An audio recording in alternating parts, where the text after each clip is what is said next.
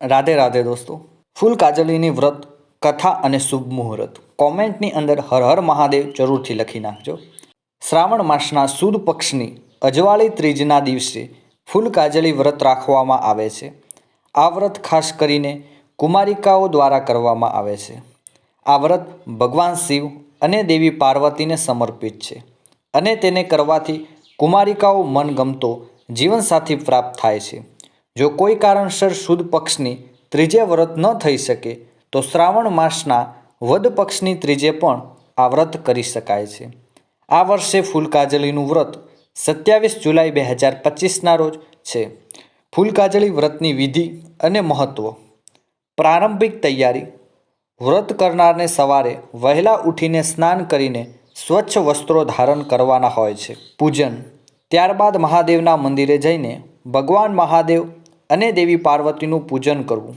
આ પૂજા બ્રાહ્મણ દેવ દ્વારા પણ થઈ શકે છે। પૂજા સામગ્રીમાં ગુલાલ, કંકુ, શ્રીફળ, સોપારી, નાગરવેલના પાન વગેરેનો સમાવેશ છે। ફૂલનું મહત્વ।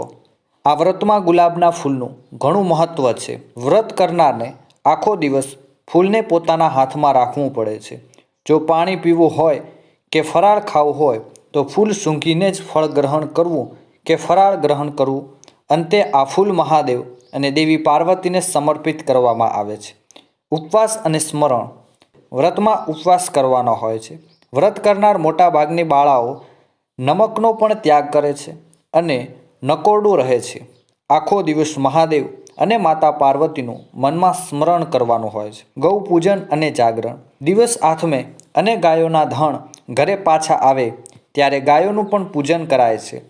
આ વ્રતમાં આખી રાતનું જાગરણ કરવાનું હોય છે જેમાં મહાદેવના ભજન કીર્તન અને શિવપુરાણ શિવ મહિમાની વ્રત કથાઓનું વાંચન કરાય છે। વ્રતનો સમયગાળો।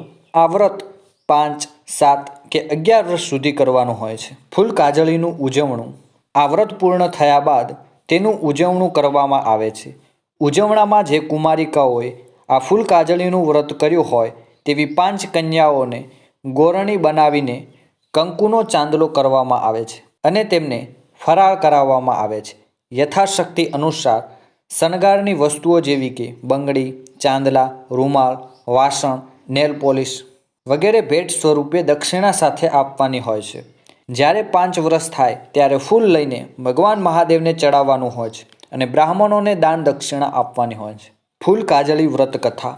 એક ગામમાં એક બ્રાહ્મણ અને બ્રાહ્મણી રહેતા હતા। તેમને ત્યાં એક કન્યાનો જન્મ થયો। બ્રાહ્મણ દેવે જ્યારે પોતાની દીકરીની જન્મપત્રિકા જોઈ ત્યારે તેમને ખબર પડી કે કન્યાના જીવનમાં લગ્નની કોઈ યોગ જ નથી। આનાથી તેઓ ઘણા ચિંતિત થયા અને પુણ્ય અર્જિત કરવા યાત્રા પર નીકળ્યા। રસ્તામાં નદી કિનારે તેમને નાની બાળાઓને શિવ પાર્વતીનું પૂજન કરતા અને ફૂલ સૂંઘીને જળપાન કરતા જોયા। આ જોઈને બ્રાહ્મણ દેવને આશ્ચર્ય થયું। તેમને બાળકોને પૂછ્યું કે તેઓ કયું વ્રત કરે છે અને વારંવાર ફૂલ શા માટે સૂંઘે છે। બાળાઓએ જણાવ્યું કે આ શ્રાવણ માસના સુદ પક્ષની ત્રીજના દિવસે કરાતું ફૂલ કાજળી વ્રત છે જે ભગવાન મહાદેવ અને દેવી પાર્વતીની પૂજા કરી મનગમતો વર પ્રાપ્ત કરવા માટે કરાય છે। આ સાંભળીને બ્રાહ્મણ દેવે વ્રતની સંપૂર્ણ વિધિ જાણી અને પોતાની દીકરીને કહી। સમય જતાં આગલા શ્રાવણ માસની અજવાળી ત્રીજે બ્રાહ્મણની દીકરીએ પણ આ શ્રદ્ધાપૂર્વક ફૂલ કાજળીનું વ્રત કર્યું અને મહાદેવ તથા દેવી પાર્વતીની પૂજા અર્ચના કરી। ભગવાન મહાદેવ અને પાર્વતી પ્રસન્ન થયા અને કન્યાનું ભાગ્ય પલટાઈ ગયું। ધીમે ધીમે કન્યા મોટી થઈ અને તેના માંગા આવવા લાગ્યા।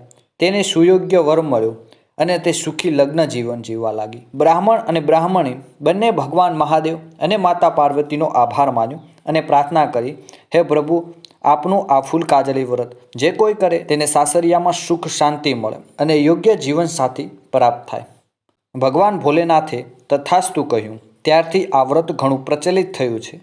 આ વ્રત કરનારી બાળાઓ સજી સવરીને ભગવાન મહાદેવ અને દેવી પાર્વતીની પૂજા કરે છે અને પોતાની મનોકામનાઓ કહે છે, હે પ્રભુ, મને મનગમતો વરથાર આપજો અને અમારું કલ્યાણ થાઓ। સાસરે અમને સુખ શાંતિ મળે એવો આશીર્વાદ આપો। આમ ફૂલ કાજળી વ્રત વર્ષોથી ચાલતું આવતું એક મહિમાપૂર્ણ વ્રત છે।